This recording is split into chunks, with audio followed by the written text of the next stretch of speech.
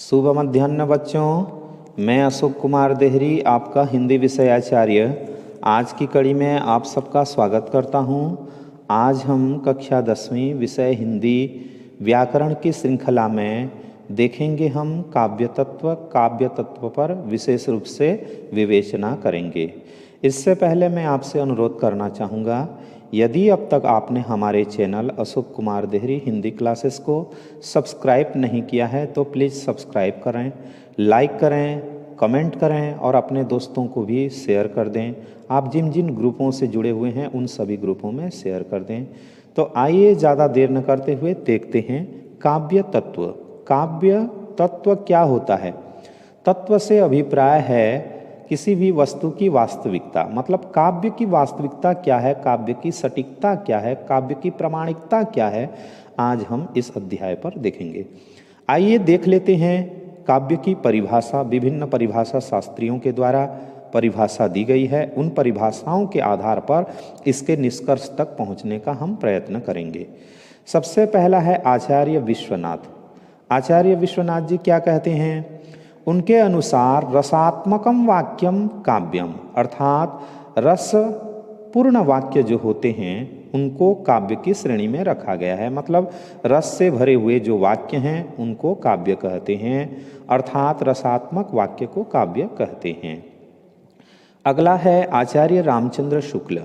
आचार्य रामचंद्र शुक्ल जी क्या कहते हैं? जो उक्ति माने होता है कथन, जो कथन हृदय में कोई भाव जागृत कर दे, ऐसा कथन जिसको सुनने के बाद हमारे हृदय में कोई भाव का जागरण हो जाता है, या उस प्रस्तुत वस्तु या जिस वस्तु के विषय में हम बातें कर रहे हैं उस वस्तु का जो तथ्य है उस तथ्य की मार्मिक भावना में पूरी तरह से लीन कर देता है, वह काव्य है।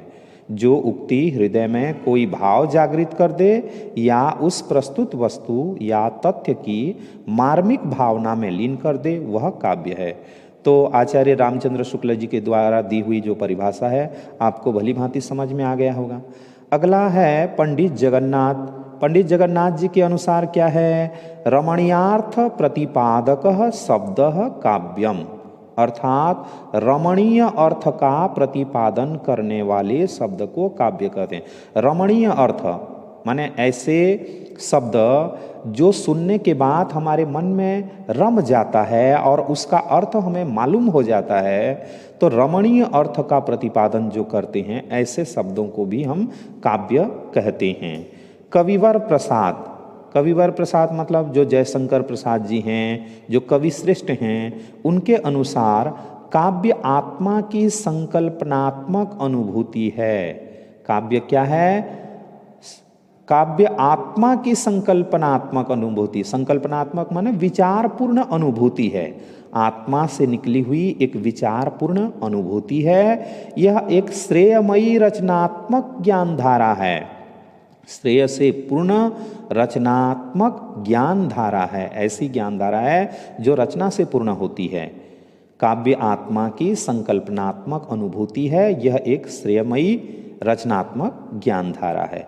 पाश्चात्य आचार्य, कुछ विदेशी आचार्य भी हैं जो काव्य के परिभाषाओं को व्यक्त किए हैं, उनके अनुसार भी समझ लेते हैं। सबसे पहला क्रम है अरस्तु जी का। अरस्तु क्या कहते हैं? अरस्तु काव्य को अनुभूति और कल्पना के माध्यम से जीवन का पुनः सृजन मानते हैं। जीवन का पुनः सृजन किसके द्वारा? काव्य की अनुभूति के द्वारा और उसकी कल्पना के द्वारा। जब काव्य को हम पढ़ते हैं तो एक विशेष अनुभूति प्राप्त होती है, उस अनुभूति से हमारे जीवन का सृजन होता है। जन्म लेने से कुछ नहीं होता है, जब तक ज्ञान न हो जीवन जीने की कला हम प्राप्त नहीं कर सकते। कवि वर्ड्सवर्थ काव्य को तीव्र मनोभावों का सहज उद्रेक मानते हैं। कौन जी? वर्ड्सवर्थ जो हैं काव्य को तीव्र मनोभावों का, जो हमारे मन में उठने वाले तेज मनोभाव हैं उनके उद्रेक को ही काव्य मानते हैं। जब तक मनोभाव नहीं होगा काव्य की रचना ही नहीं होगी। और मैथ्यू आर्नल्ड, अगले जो परिभाषा शास्त्री हैं वो हैं मैथ्यू आर्नल्ड, उसे जीवन की आलोचना मानते हैं। काव्य क्या है? जीवन की एक आलोचना है। आलोचना मतलब गुण दोष से युक्त विचार। काव्य के रूप या भेदों का परिचय, उनके रूपों के बारे में जानते हैं, उनके भेदों के बारे में भी जानते हैं। भारतीय आचार्यों के अनुसार काव्य के निम्नलिखित भेद किए गए हैं। जो भारतीय आचार्य हैं, काव्य को दो भागों में उन्होंने बांट दिया है। पहला है श्रव्य काव्य और दूसरा है दृश्य काव्य। श्रव्य काव्य किसको बोलते हैं? जिस छंदमयी रचना का आनंद सुनकर या पढ़कर लिया जाता है उसे श्रव्य काव्य कहते हैं। श्रव्य काव्य इसमें केवल हम सुन सकते हैं या पढ़ सकते हैं। सुनने के दरमियान, पढ़ने के दरमियान जो आनंद की प्राप्ति होती है वो श्रव्य काव्य के अंतर्गत आते हैं। इसका ज्वलंत उदाहरण है रामचरितमानस। रामचरितमानस को अक्सर हम पढ़ करके आनंद लेते हैं, सुन करके आनंद लेते हैं। अगला है दृश्य काव्य। जिस गद्य पद्यमयी रचना का आनंद देखकर, सुनकर, पढ़कर लिया जाता है उसे दृश्य काव्य कहते हैं। दृश्य काव्य क्या है जी? इसमें पढ़ के भी आनंद प्राप्त करते हैं, देख के भी आनंद प्राप्त करते हैं, सुन करके भी आनंद प्राप्त करते हैं। मतलब ये जो नाटक इत्यादि होते हैं ये दृश्य भी होते हैं और श्रव्य भी होते हैं। इसको दृश्य श्रव्य काव्य भी बोलते हैं। तो दृश्य काव्य समझ गए होंगे, जिस गद्य पद्यमयी रचना का आनंद देखकर, सुनकर, पढ़कर लिया जाता है उसे दृश्य काव्य कहते हैं। जैसे चंद्रगुप्त नाटक, देवी चंद्रगुप्तम। दृश्य काव्य के अंतर्गत नाट्य रचनाएं आती हैं, जैसे नाटक, एकांकी, गीति नाट्य या काव्य नाटक। ये सब क्या हैं? तो दृश्य काव्य के भेद हैं। श्रव्य काव्य के प्रमुख दो भेद हैं। श्रव्य काव्य को भी बांट देते हैं। यदि श्रव्य काव्य को हम बांट देंगे तो दो भागों में बंटेगा। पहला होगा प्रबंध काव्य और दूसरा होगा निर्बंध काव्य या मुक्तक काव्य भी बोल सकते हैं। प्रबंध माने भली भांति बंधी हुई रचना जो होती है प्रबंध काव्य कहलाती है। और निर्बंध जो बंधन से युक्त नहीं होता, माने बंधनहीन होता है, बंधन रहित होता है, उसको निर्बंध बोल सकते हैं, उसको मुक्तक बोलते हैं। प्रबंध काव्य के भी भेद हैं। हमने देखा श्रव्य काव्य के भेद। श्रव्य काव्य के अंतर्गत आता है प्रबंध काव्य। प्रबंध काव्य को फिर भाग कर दिया गया है। तो प्रबंध काव्य के क्या भेद हैं देख लेते हैं।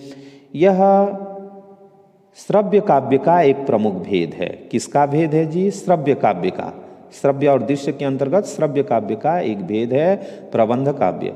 प्रबंध काव्य के छंद एक कथा के धागे में माला की तरह गूंथे होते हैं। जैसे धागे में हम माला को गूंथते हैं, उसी प्रकार से छंद के द्वारा काव्य रचना को हम क्या कर देते हैं? गूंथ देते हैं। तो प्रबंध काव्य के छंद एक कथा के धागे में माला की तरह गूंथे होते हैं। अर्थात जो रचना कथा सूत्रों, कथा रूपी धागों या छंदों की तारतम्यता में, छंदों की तारतम्यता, तारतम्यता माने लगातार, तो तारतम्यता में अच्छी तरह निर्बंध हो, माने भली भांति बंधी हुई हो, उसे प्रबंध काव्य कहते हैं। प्रबंध काव्य के प्रमुख तीन प्रकार हैं। प्रबंध काव्य के तीन भेद कौन कौन से? पहला है महाकाव्य, दूसरा है खंड काव्य और तीसरा है आख्यानक गीत। इसके अतिरिक्त प्रगीत प्रबंध, प्रबंध प्रगीत तथा लंबी कविता भी प्रबंध काव्य के भेद माने जाते हैं। आइए महाकाव्य को समझें। महाकाव्य क्या है? तो इसमें किसी महान व्यक्ति के जीवन का पूर्ण रूप से वर्णन रहता है। इसमें ऐसे व्यक्ति के बारे में लेख होती है जो महान हो, माने जिसके गाथा से, जिसके चरित्र के वर्णन से आदमी को कुछ ज्ञान प्राप्त हो, कुछ प्रेरणा प्राप्त हो, उसको महान व्यक्ति बोलते हैं। तो इसमें किसी महान व्यक्ति के जीवन का पूर्ण रूप से शुरू से लेकर के अंत तक का वर्णन रहता है। इसमें इतिहास, पुराण, प्रसिद्ध कथा वस्तु होती है। इसकी जो कथा वस्तु मतलब इसकी जो कहानी होगी या तो वो इतिहास से संबंधित होगी या पुराण से होगी। केवल इतिहास और पुराण से संबंधित होने से भी नहीं चलेगा, वो प्रसिद्ध होनी चाहिए, माने जनमानस को उसके बारे में ज्ञात होना चाहिए। तभी तो हम लिखेंगे और वो उस पर टिप्पणी भी कर पाएंगे और उनको आनंद भी आएगा। इसका उद्देश्य महान रहता है। महाकाव्य लिखने का जो उद्देश्य होता है वो महान उद्देश्य को लेकर के लिखा जाता है।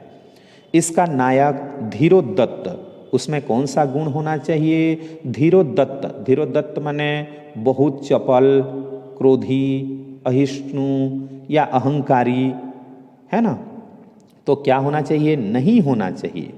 ठीक है, धीरोद्दत्त नहीं होना चाहिए। धीर ललित, उसमें कौन सा गुण हो? धीर ललित, माने एक प्रकार का वो कलावंत हो, मृदु स्वभाव वाला होना चाहिए। धीर प्रशांत, उसमें धीर प्रशांत माने नायक जो है दयालु होना चाहिए, सुशील होना चाहिए।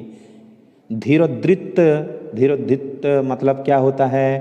तो धीरोद्धृत होना चाहिए, अर्थात बहुत चपल या क्रोधी न हो, है ना। धीर ललित का उसमें गुण हो, धीर प्रशांत का गुण हो, परंतु उसका गुण न हो। इसमें से कोई एक विशेषता रखने वाला होता है। नायक का पूर्ण जीवन महाकाव्य में वर्णित होता है। महाकाव्य जो होता है नायक के संपूर्ण जीवन को लेकर के लिखा जाता है।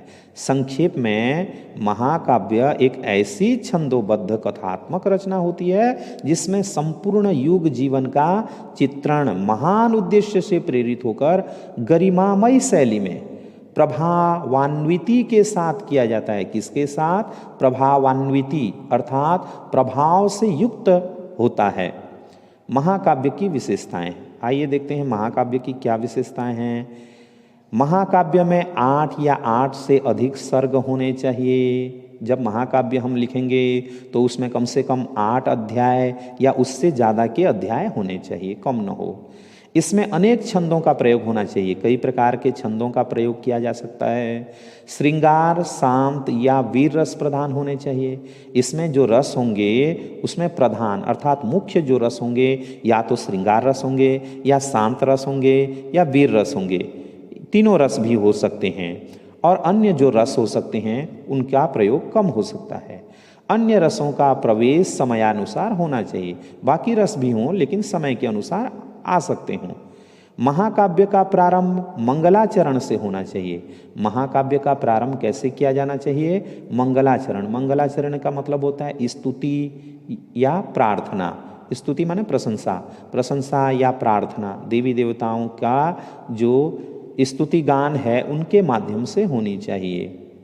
अर्थात मंगलाचरण का जो प्रारंभ है देवी देवताओं की प्रार्थना होनी चाहिए। प्रत्येक सर्ग के प्रारंभ में और अंत में नवीन छंद योजना होनी चाहिए। प्रत्येक सर्ग का जो प्रारंभ होगा, माने जब अध्याय का शुरुआत करेंगे तो उसमें एक नया छंद, और जब अंत करेंगे, समाप्ति करेंगे तो उसमें भी एक नया छंद होनी चाहिए। यात्रा वर्णन, यात्रा वर्णन, नगर वर्णन, नगर की शोभा का वर्णन, प्रकृति चित्रण, उस समय की जो प्रकृति है, वातावरण है, उसका चित्रण भली भांति होना चाहिए। हिंदी के प्रसिद्ध महाकाव्य निम्नलिखित हैं। हिंदी में जो प्रसिद्ध महाकाव्य हैं उनको नीचे लिखा गया है। सबसे पहला आता है रामचरितमानस, और इसे किसने लिखा है? गोस्वामी तुलसीदास जी ने। अगला है साकेत, साकेत की रचना मैथिली शरण गुप्त जी ने किया है। पद्मावत, पद्मावत जो महाकाव्य है मलिक मोहम्मद जायसी जी द्वारा। मलिक मोहम्मद जायसी कौन हैं? तो प्रेम मार्गी शाखा के प्रवर्तक कवि हैं। कामायनी, कामायनी बहुत सुंदर रचना है महाकाव्य के अंतर्गत। इसमें सृष्टि की रचना को लेकर के लिखी गई है जो कि जयशंकर प्रसाद जी के द्वारा रचित है। प्रिय प्रवास, अयोध्या सिंह उपाध्याय हरिओंत के द्वारा 2 रचनाएं लिखी गई है, एक प्रिय प्रवास और दूसरा है वैदेही वनवास। ये दोनों खड़ी बोली में ही लिखी गई हैं, जो कि पहला महाकाव्य है खड़ी बोली का। अगला है भगत सिंह, भगत सिंह को कृष्ण सरल जी ने लिखा है। लोकायतन, सुमित्रानंद पंत, सुमित्रानंदन पंत के बारे में कौन नहीं जानता? प्रकृति के चितेरे कवि कहे जाते हैं, सुकुमार कवि कहे जाते हैं, और इनकी जो लोकायतन महाकाव्य है वो तो अद्वितीय है। जब आप उसको पढ़ेंगे तो उसका आनंद लेंगे। पृथ्वीराज रासो, ये वीरगाथा काल के अंतर्गत पृथ्वीराज रासो जो है चंद्रवर दाई के द्वारा रचित है। कुरुक्षेत्र, रामधारी सिंह दिनकर जी के द्वारा लिखित ये महाकाव्य है कुरुक्षेत्र। कुरुक्षेत्र बहुत ही सुंदर रचना है। महाभारत को लेकर के पुनः लिखा गया है कि उसके विध्वंस का कारण क्या है, उसमें भली भांति लिखा गया है। महाकाव्य के अंतर्गत कुरुक्षेत्र जरूर पढ़िए। आते हैं खंड काव्य की ओर, खंड काव्य को भी समझ लें। इसमें जीवन की किसी एक घटना या मार्मिक अंश का पूर्णता के साथ चित्रण होता है। महाकाव्य तो हमने देख लिया, अब खंड काव्य देखते हैं। तो खंड काव्य क्या है जी? जीवन की किसी एक घटना का, जीवन में जो घटित होने वाले कई घटनाएं होते हैं उनमें से केवल एक घटना होना चाहिए और वो घटना एकदम मर्मयुक्त होना चाहिए, उसके किसी मार्मिक अंश का पूर्णता के साथ में चित्रण होता है। खंड काव्य जीवन का न तो खंडित चित्र प्रस्तुत करता है और न ही वह महाकाव्य का खंड या अंश मात्र है। माने खंड काव्य जो है जीवन का खंडित चित्र माने अधूरा चित्र प्रस्तुत नहीं करता और न ही महाकाव्य का कोई एक अंग है। खंड काव्य क्या है? तो समग्र जीवन के सांगोपांग चित्रण की, समग्र जीवन का अंगों के साथ में, और सांगोपांग का अर्थ होता है सअंग और उपांग, अंगों और उप अंगों के चित्रण की अपेक्षा उसके किसी एक पक्ष का संपूर्ण चित्र प्रस्तुत करता है। सीमित आकार में भी स्वतः पूर्णता इसका अनिवार्य धर्म है। भले ही ये सीमित होता है, इसकी आकृति सीमित होती है, फिर भी अपने आप में स्वतः ही क्या होता है? वो पूर्ण होता है। खंड काव्य की विशेषताएं, खंड काव्य में जीवन की किसी एक घटना का वर्णन होता है, जैसे महाकाव्य में जीवन की संपूर्ण घटना का वर्णन होता है, खंड काव्य में जीवन की किसी एक घटना का वर्णन होता है। इसमें जीवन के घटना के माध्यम से किसी महान आदर्श की अभिव्यक्ति होती है। जिस घटना को लेकर के हम खंड काव्य लिखते हैं उसमें महान आदर्श की अभिव्यक्ति होती है, एक महान आदर्श को हम प्रस्तुत करते हैं। इसका नायक प्रसिद्ध होता है, इसमें जो नायक होता है वो प्रसिद्ध होता है, लोकप्रिय होता है। संपूर्ण रचना में एक ही छंद का प्रयोग होता है, जैसे महाकाव्य में प्रारंभ में अलग छंद और बाद में अलग छंद होता है, इसमें केवल एक ही छंद में लिखा जाता है। इसके प्रधान रस शांत, श्रृंगार, वीर रस होते हैं। इसमें भी जो प्रधान रस हैं या तो श्रृंगार रस हों या शांत रस हों या वीर रस होने चाहिए। आइए खंड काव्य कौन कौन से हैं उसके बारे में भी देख लेते हैं। जैसे पंचवटी है और जयद्रथवत है, ये दोनों मैथिली शरण गुप्त जी के द्वारा रचित हैं। अगला है भस्मासुर। भस्मासुर भी किसके द्वारा लिखा गया है? तो नागार्जुन जी के द्वारा लिखा गया है। सुदामा चरित्र नरोत्तम दास जी की रचना, बड़ी सुंदर रचना है, इनके शब्द हृदय में बस जाते हैं। सुदामा जी के संपूर्ण जीवन को लेकर के, एक खंड जीवन को लेकर के नरोत्तम दास जी के द्वारा रचित है सुदामा चरित्र। अगला है पार्वती मंगल, गोस्वामी तुलसीदास जी के द्वारा रचित है। महाप्रस्थान नरेश मेहता जी के द्वारा लिखा हुआ है। नरसिंह जीरो मायरो जिसको बोलते हैं ना, वही नरेश मेहता जी के द्वारा लिखा हुआ है। पथिक राम नरेश त्रिपाठी जी। हल्दी घाटी का युद्ध श्याम नारायण पांडे जी के द्वारा लिखी हुई है। कदम कदम बढ़ाए जा गोपाल प्रसाद व्यास जी के द्वारा रचित है। कदम कदम बढ़ाए जा, आप जानते हैं सुभाष चंद्र बोस जी के बारे में, मैं तुम्हें आज़ादी दूंगा तुम मुझे खून दो की नारा जिसने कही थी, उनके जीवन को लेकर के लिखी हुई है। बड़ी सुंदर रचना है कदम कदम बढ़ाए जा खंड काव्य। रामधारी सिंह दिनकर जी के द्वारा क्या है? तो रश्मि रथी है। ये रश्मि रथी भी बड़ी सुंदर रचना है, इसको भी आप पढ़िए। अगला है आख्यानक गीत। आख्यानक गीत क्या होती है? आख्यान माने होती है कहानी, लघु कहानी, और गीत, आख्यानक गीत माने एक कहानी को जब हम गीत के माध्यम से प्रस्तुत करते हैं वो कहलाता है आख्यानक गीत। तो आख्यानक गीत भी लघु प्रबंध काव्य है, ये भी प्रबंध काव्य के अंतर्गत आता है लेकिन छोटा होता है। आख्यानक का अर्थ कथा, कहानी है। ऐसी पद्यबद्ध रचना, ऐसी रचना जो पद्य के साथ में बद्ध हुआ हो, जिसमें एक लघु आख्यान कथा वर्णित होती है तथा जिसके छंदों में गेयता होती है।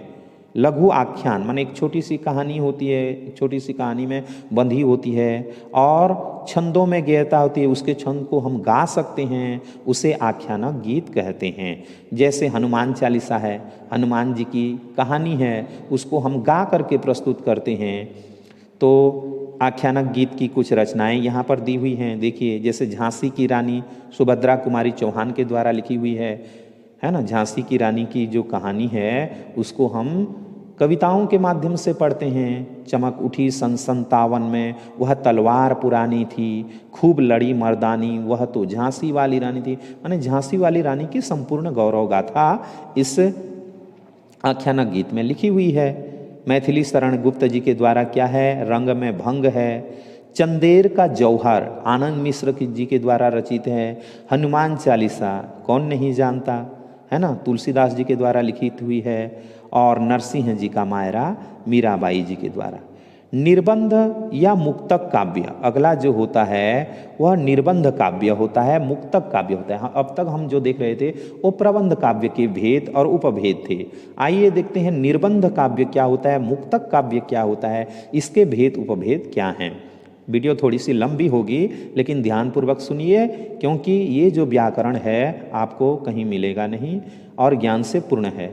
निर्बंध काव्य क्या है, तो निर्बंध काव्य ऐसी रचना को कहते हैं जिसमें कथा नहीं होती, निर्बंध कविता में कथा नहीं होती, तथा जिसके छंद अर्थ की दृष्टि से पूर्वापर के प्रसंगों से मुक्त होते हैं। पूर्वापर के मतलब आगे और पीछे के प्रसंग से मुक्त होते हैं, ये पूरी तरह से मुक्त होते हैं। वो जैसे बंधन युक्त होता है, ये पूरी तरह से मुक्त होता है। इसकी कुछ परिभाषा भी देख लीजिए। आचार्य रामचंद्र शुक्ल जी के अनुसार प्रबंध काव्य यदि विस्तृत वनस्थली है तो मुक्तक काव्य एक चुना हुआ गुलदस्ता है। विस्तृत वनस्थली, वनस्थली कहने पर क्या कहना चाहिए, माने एक जंगल है। प्रबंध काव्य यदि एक जंगल है तो मुक्तक काव्य क्या हुआ है, तो एक चुना हुआ गुलदस्ता है, माने छोटा सा गमला है। मुक्तक काव्य में किसी एक अनुभूति, भाव अथवा कल्पना की अभिव्यंजना होती है। मुक्तक काव्य में या तो एक अनुभूति होगी, या एक भाव होगी, या एक कल्पना होगी जिसको व्यक्त किया जाता होगा। इसके मुख्य दो भेद हैं, पाठ्य मुक्तक और गेय मुक्तक। एक तो पढ़ा जाता है, एक को गाया जाता है। पाठ्य मुक्तक यह एकल अनुभव पर आधारित होता है, एक व्यक्ति विशेष के अनुभव पर आधारित होता है, अर्थात इसमें एक अनुभूति, एक भाव, एक कल्पना की स्थिति रहती है। इसका प्रमुख विषय क्या है, तो प्रेम, नीति, वैराग्य, उपदेश होता है। पाठ्य मुक्तक कलात्मक एवं विषय प्रधान होते हैं। पाठ्य मुक्तक जो होता है कला से परिपूर्ण होता है और विषय प्रधान होते हैं, घटना प्रधान नहीं, विषय प्रधान होते हैं। इसे स्वर से पढ़ा जा सकता है, गाया नहीं जा सकता। पाठ्य मुक्तक को केवल हम पढ़ सकते हैं, गा नहीं सकते, जैसे कबीर रहीम के दोहे हैं। गेय मुक्तक, इसमें भाव एवं संगीत की प्रधानता होती है। गेय मुक्तक को संगीत के साथ में, भाव के साथ में हम गा सकते हैं। कलात्मकता की नहीं, आवेग की प्रधानता होती है। इसमें कलात्मकता नहीं होती बल्कि आवेग, माने जोश होना चाहिए। भावों की व्यंजना सरल भाषा शैली में होती है। भाव जो होते हैं सरल भाषा शैली में क्या करते हैं, प्रकट करते हैं। गेय मुक्तक प्रेम, करुणा आदि भावों पर आधारित होते हैं। इसमें गेयता होती है, इसमें क्या होती है, गेयता होती है, मतलब इसको गा सकते हैं। जैसे सूरदास और मीराबाई के गीत हैं जो कि पदों में लिखे हुए हैं। गेय मुक्तक के प्रमुख दो प्रकार हैं, एक होता है गीत और दूसरा होता है प्रगीत। एक होता है गीत और दूसरा होता है प्रगीत, माने प्रस्तुति युक्त गीत। गीत ऐसी मुक्त रचना है जिसमें गेयता के साथ साथ आत्मपरकता, माने स्वयं की परीक्षा, मृदु ललित माने मृदु भाव एवं क्या कहना चाहिए, कलापूर्ण पदावली होती है। जैसे सूर, मीरा और महादेवी के गीत हैं। प्रगीत में गेयता की अपेक्षा आत्मपरकता होती है, उसमें रागात्मकता, लयात्मकता आदि अधिक होती है। जैसे निराला जी की जूही की कली नामक रचना है।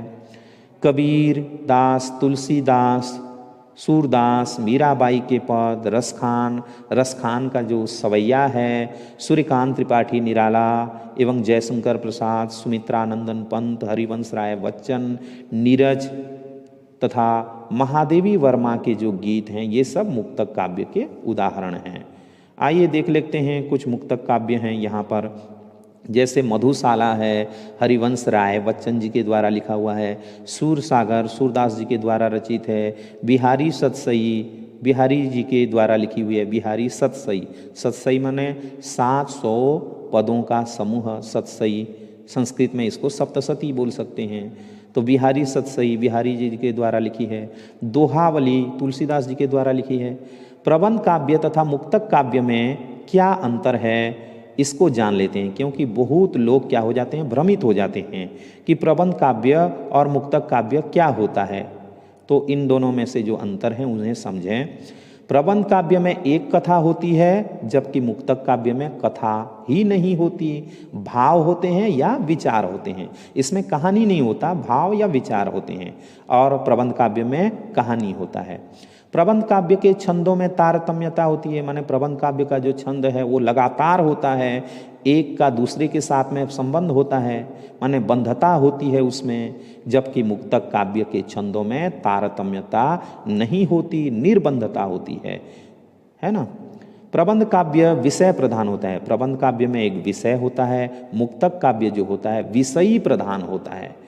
इसमें निजात्मकता होती है, माने भाव अनुभव होता है। प्रबंध काव्य और महाकाव्य में अंतर देख लेते हैं।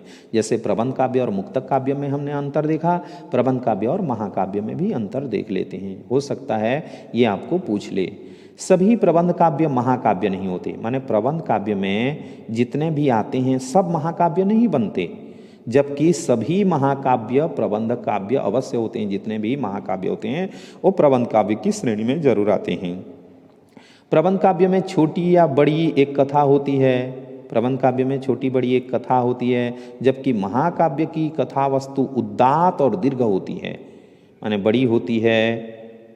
प्रबंध काव्य की शैली और जीवन शक्ति उतनी महान नहीं होती, प्रबंध काव्य की जो शैली होती है या जीवन शक्ति उतनी महान नहीं होती, जबकि महाकाव्य की जो शैली और जीवन शक्ति होती है अपेक्षाकृत महान होती है। किसी भी कथात्मक काव्य को प्रबंध काव्य कह सकते हैं। जो भी कथा है भली भांति लिखी हुई है तो प्रबंध काव्य कह सकते हैं, किंतु किसी भी कथात्मक काव्य को महाकाव्य नहीं कह सकते। महाकाव्य बनने के लिए उसमें विशेष विशेषता होनी चाहिए। महाकाव्य और खंड काव्य में भी अंतर देख लेते हैं। हमने कई सारे अंतर देख लिए।